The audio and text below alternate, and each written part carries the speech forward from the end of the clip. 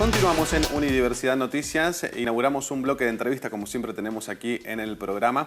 Este próximo viernes 7 de octubre se conmemora el Día Mundial de la Salud Mental. El colectivo en defensa de la ley de salud mental va a realizar algunas actividades allí en la legislatura provincial con un principal reclamo: que se aplique la Ley Nacional de Salud Mental en la provincia de Mendoza, porque aseguran que no se está cumpliendo. Para eso hemos invitado, y le agradecemos su presencia, a Mauricio Luna, integrante de la Comisión del Colegio de Psicólogos de la provincia de Mendoza. Mauricio, ¿cómo andas? Buenas noches. Buenas noches a toda la audiencia. Muchas gracias por la invitación. Por favor, y gracias por venir.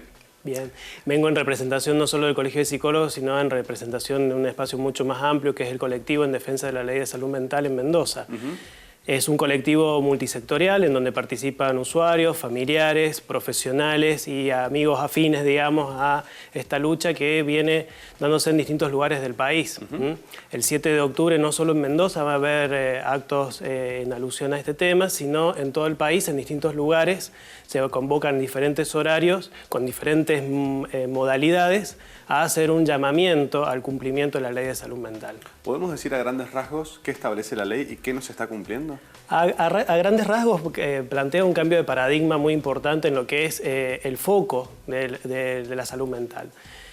En general, el sistema de salud mental ha sido más bien tutelar, es decir, asigna a la persona con padecimiento mental una suerte de pérdida de derechos y que el cuerpo profesional atiende esas necesidades sin mucho intercambio que pueda hacer la propia persona en su padecimiento.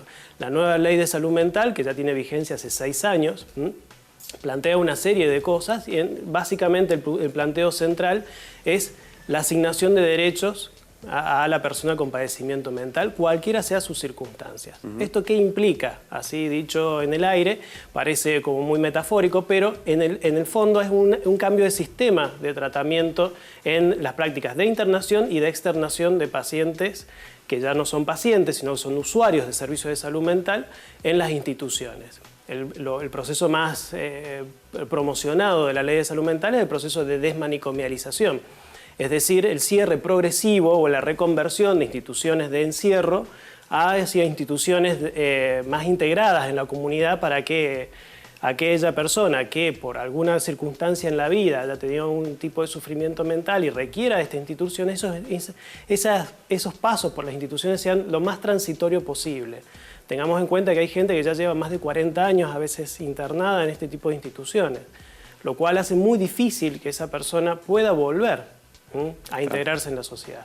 La Ley de Salud Mental, entre otros aspectos, señala ese. Los otros aspectos que señala es básicamente cambios en las modalidades de atención, sobre todo en el sistema público, pero que también implica el sistema privado, que es abordajes más comunitarios de la salud mental.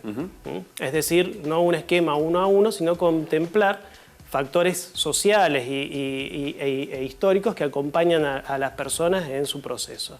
Y velar porque se respete la individualidad de cada sujeto y su historicidad. Y buscar que ese marco de salud para esa persona sea individualizado en función de sus circunstancias. Decías que hace 6 años que está vigente la ley. ¿Qué no se cumple, qué no se aplica todavía y por qué? Lo que pasa es que es un proceso complejo. Se ha reglamentado la ley y se ha trazado una pauta de acción a 10 años. Estamos en el año 6 de esos 10 años. Pero como es un cambio de paradigma muy fuerte, hay cuestiones de sinergia, de trabajo ya instalada durante muchos años. Pensemos que el proceso de psiquiatrización tiene muchísimos años en Argentina. Es más, el mismo proceso de la dictadura no cambió demasiado. O sea, hay pocas cosas que ni los militares voltearon en ese momento, digamos, y los procesos de institucionalización de personas con padecimiento mental siguieron vigentes como si nada hubiera pasado. Esas dinámicas de trabajo, con matices, con cambios y maquillajes en el tiempo, siguen sosteniéndose y es muy difícil cambiarlas de un día para otro, porque aparte necesitas todo un sistema, una red de contención en la comunidad para que esas personas sean externadas de esos servicios de internación. Esos procesos de externación requieren, como recién dije, procesos individualizados y focalizados para entender cómo acompañamos desde la comunidad, no solo desde los profesionales, sino los familiares, la comunidad toda, cómo acompañamos la mejor integración de personas con padecimiento mental. ¿La ley prevé casos que puedan requerir la tutela, digamos, que puedan requerir la situación tutelar o no? La ley en ningún momento habla de que está prohibida la internación. Bien. Lo que se trata es que no se pierdan derechos en la internación. Muchas veces con la internación la persona quedaba incomunicada o retenido su documento, o no tenía espacio de protección legal y muchas veces quedaba olvidada en la internación si no tenía familiares activos que lucharan por que volviera a restituirse en la sociedad.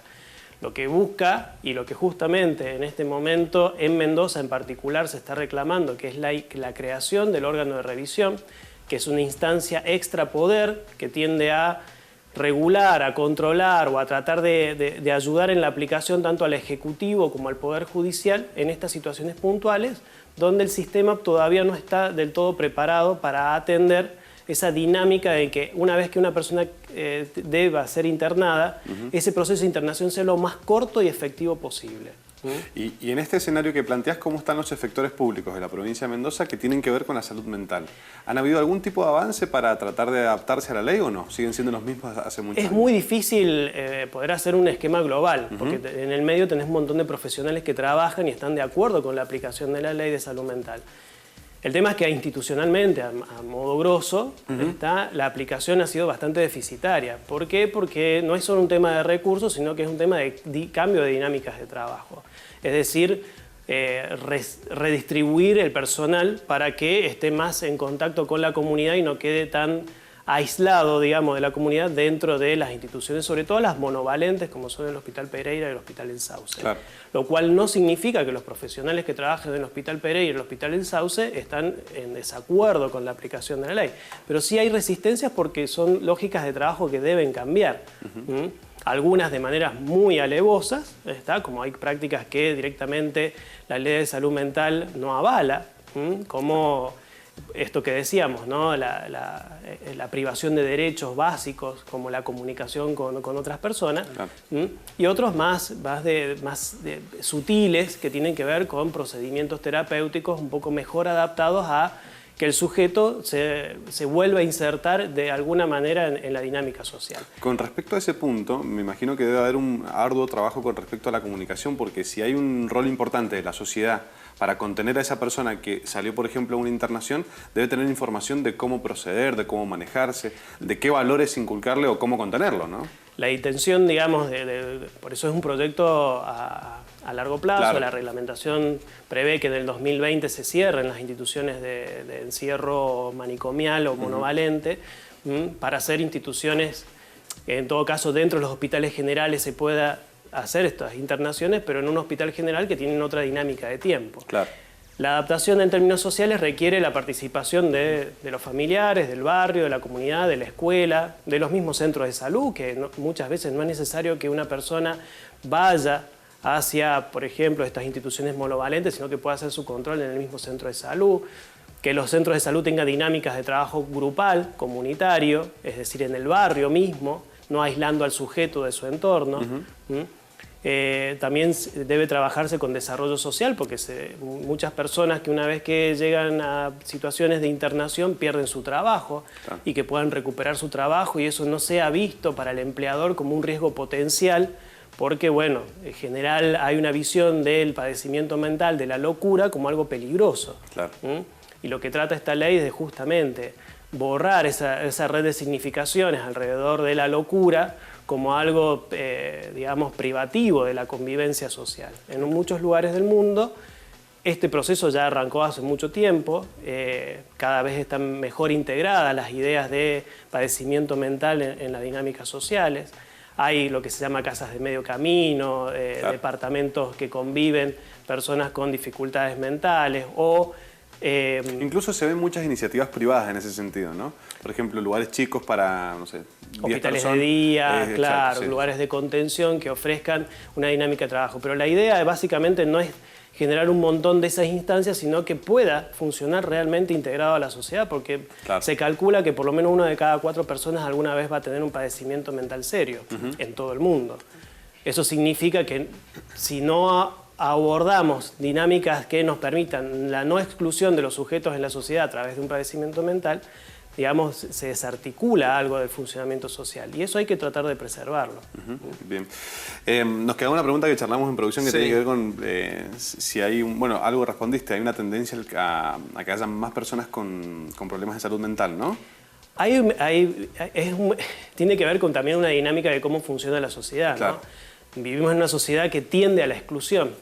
Claro. Por su dinámica de consumo, de hiperconsumo. Ya no es la misma sociedad de consumo de hace unos 40 años.